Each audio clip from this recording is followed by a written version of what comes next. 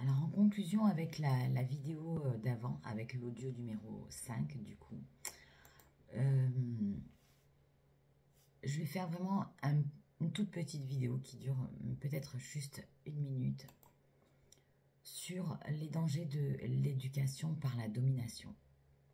On a mis en lumière dans l'audio 4 et l'audio 5 donc les concepts de l'éducation par la domination, hein, donc lorsqu'on est dans le jugement, dans la punition, dans le manque de respect total à un enfant lorsqu'il fait une bêtise, donc une expérience, lorsqu'il fait quelque chose qui ne correspond pas à vos attentes,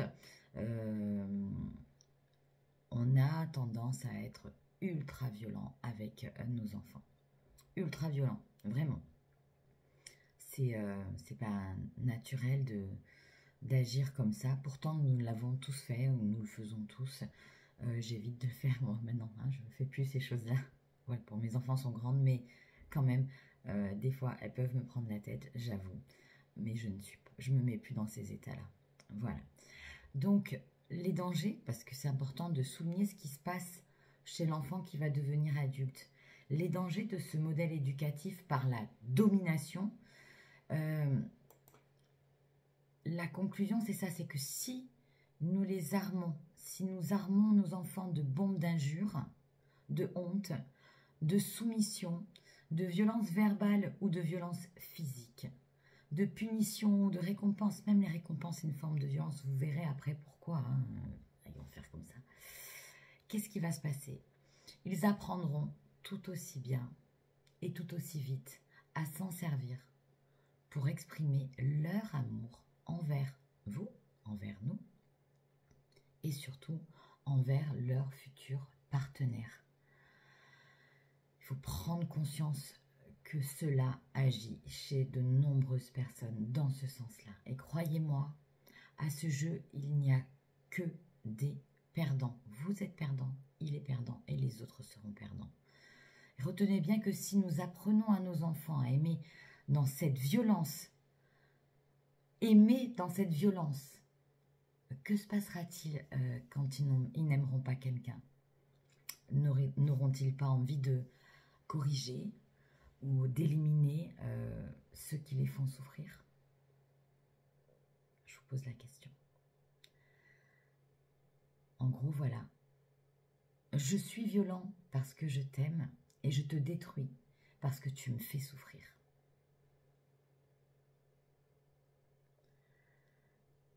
Et ouais, je ne sais pas ce que ça provoque en vous d'entendre ce genre de conclusion. Je vais faire une petite parenthèse parce que c'est pas écrit sur mon livre. Quand j'ai compris pourquoi la personne qui a été aussi violente avec moi a été aussi violente avec moi alors qu'elle prétendait m'aimer, je ressentais quand même qu'il y avait de l'amour. Pas pendant les phases de violence, bien sûr. Je ressentais que c'était quelqu'un qui était amoureux de moi, vraiment. Et lorsque je voulais le quitter parce qu'il avait des sautes d'humeur et qu'il était très instable émotionnellement et que j'étais terrifiée,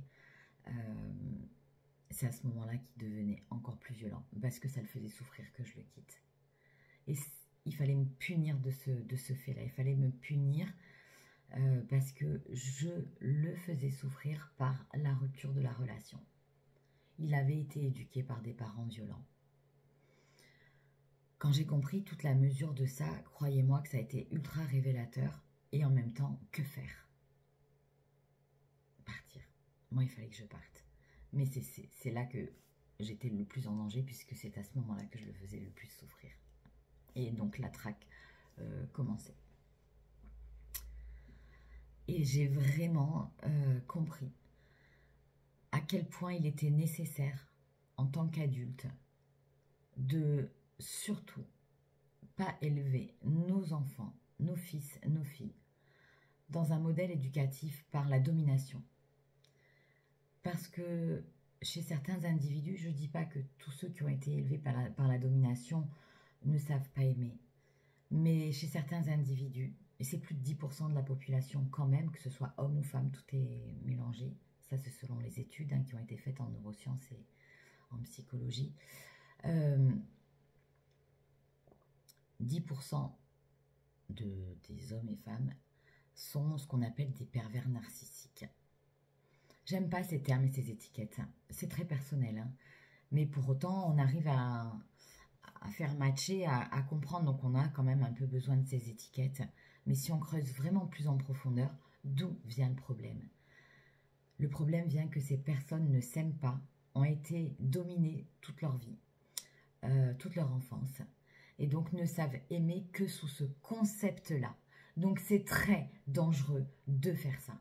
C'est dangereux pour 10% de la population, puisque c'est ces 10%-là qui vont véhiculer cette erreur-là et qui vont éduquer leurs enfants de cette manière-là. Alors il faut stopper ce processus.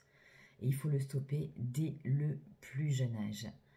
Apprenez à vos enfants à s'aimer, à s'écouter. Donc laissez-leur le temps et l'espace pour s'écouter et s'exprimer et communiquer avec eux avec cette énergie d'amour. Nous, en tant qu'adultes, nous devons envelopper d'amour nos enfants, les punir, les descendre moralement, les insulter en croyant que c'est une façon d'aimer, c'est leur faire croire que c'est ça l'amour.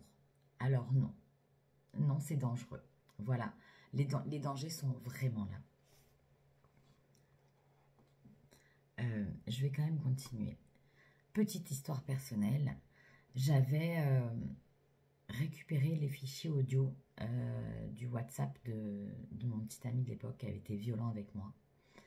Et j'avais entendu, je ne sais pas comment, il a dû appuyer sur le bouton par mégarde, j'avais entendu une conversation de lui avec un autre ami à lui qui était dans la même dynamique, dans la violence extrême, hein, brûler des voitures, des maisons et compagnie, hein, vraiment, on parle d'une violence extrême, en dehors de violer, frapper les femmes, donc vraiment haut de gamme, quoi, high level. Et lui expliquer, tu comprends, je suis obligée de la punir.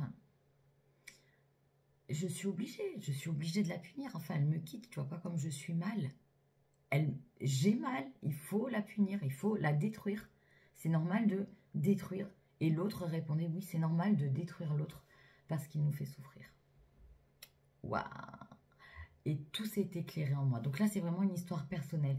C'est ce genre de discussion qui est tombée un peu du néant, par hasard. Bon, il n'y a pas de hasard, j'y crois pas trop au hasard.